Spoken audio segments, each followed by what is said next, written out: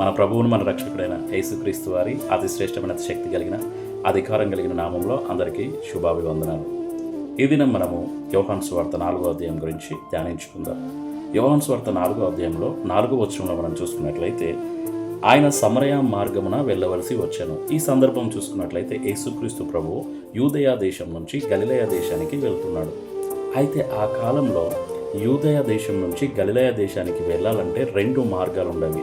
ఒకటి సమరయ నుంచి వెళ్ళడం. సమరయ నుంచి వెళ్ళాలంటే వాళ్ళకి 3 రోజులు నడక ప్రయాణము.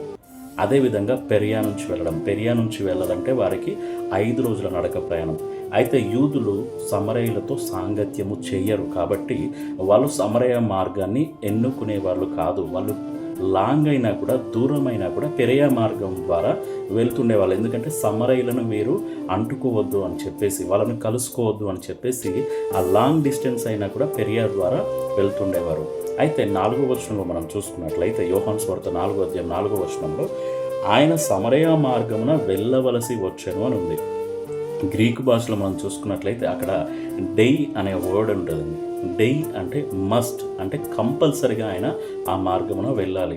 ఎందుకు అంటే అది షార్ట్ కట్ అనే కాదు, కానీ అక్కడ దేవుని యొక్క కార్యం కూడా జరగవలసి ఉన్నది. ఆయన అక్కడ సమరయ స్త్రీని కలవవలసి ఉన్నది. కలిసి ఆమెకు జీవజలము గురించి వివరించవలసిన అవసరం ఉంది. అయితే సమరయ స్త్రీ కూడా మనం చూసుకున్నట్లయితే మొదటగా యేసుక్రీస్తు ప్రభుని ఒక యూదుడిగా గుర్తించింది. ఆమె యూదులైన మీరు మాతో సాంగత్యం చేయరు కదా అని అంటుంది. రెండవసారి, అయ్యా నేను మరలా ఈ బావికి వచ్చి ఈ జీవజలము చేదుకొని ఉన్నట్లు నీవిచ్చే నిత్య జీవజలాన్ని నాకు ఇయ్యమని అడుగుతుంది. అంటే ప్రభువుగా ఆయన్ని గుర్తిస్తుంది. ఆయన పైన ఆమెకు మర్యాద పెరిగింది. ఆ తర్వాత సరే నీ పెనిమిటికి తీసుకొని రా, నేను ఆ జీవజలాలు నీకు ఇస్తా అన్నప్పుడు యేసుక్రీస్తు ప్రభు చెప్తాడు, నీకు 5 పెనిమిట్లు ఉండిరి, అయితే ఇప్పుడున్నవాడు కూడా నీ వాడు కాదు అని అన్నప్పుడు, అయితే ఆమె అంటది అప్పుడు, అయ్యా నీవు ప్రవక్తవని గ్రహిస్తున్నాను అని అంటది.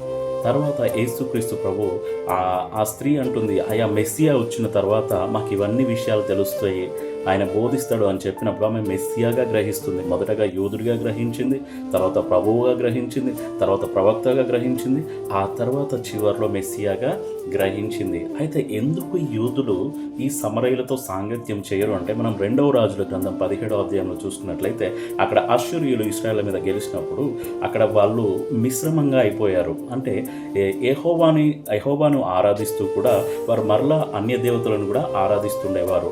అయితే అక్కడ నుంచి వీరు సపరేట్ అయిపోవడం జరిగింది. యూదులు సమరయుల పట్టణం అంతా కూడా విదేశీయుల బానిసత్వంలోకి వెళ్ళిపోయింది. కాబట్టి అక్కడి నుంచి యూదులకి సమరయులకి సాంగత్యం అనేది కుదరదు.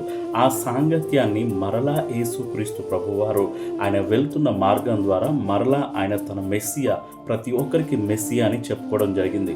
ముఖ్యంగా ఏంటంటే యూదులు యెరూషలేములో దేవుణ్ణి ఆరాధిస్తుండేవారు. అయితే సమరయులు పర్వతముల మీద దేవుళ్ళను ఆరాధిస్తుండేవారు.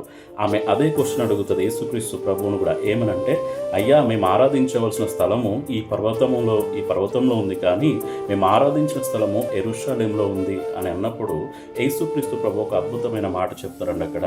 అయితే మీరు ఆరాధించవలసిన స్థలము పర్వతముల మీద కాదు, యెరూషలేములో కాదు, కానీ ఒక కాలం వస్తుంది నన్ను ఆరాధించేవారు ఆత్మతోనూ సత్యముతోనూ నన్ను ఆరాధించాలి అంటాడండి. హల్లెలూయా. అంటే ఒక ప్రాంతానికి కానీ, ఒక పట్టణానికి కానీ, ఒక దేశానికి కానీ నేను పరిమితం అవ్వలేదు.